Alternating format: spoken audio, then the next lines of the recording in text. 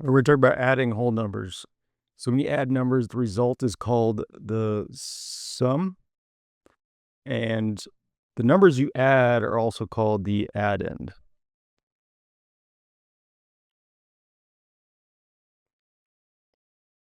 Addition is shown using the plus sign. You can use the number line to help visualize you can use a number line to help visualize addition by moving right to represent each addend.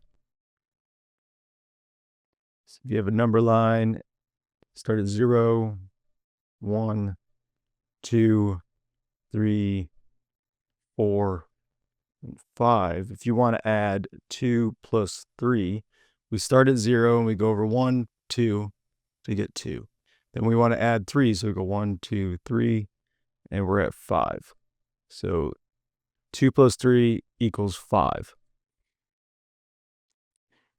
Now we got a couple rules of addition. So commutative law says that you can change the order in which you add. So 5 plus 3 is equal to 8. It's also the same as if you do 3 plus 5 is equal to 8. Then you have the associative law, which tells you can group in different orders. So if you have 3 plus 5 plus 7 equals 15, what you can do is you could add the 3 and the 5 first, then the 7, or you can add the 5 and the 7 first, then the 3, and you'll still get the same answer. So that's called the associative law. So now, when adding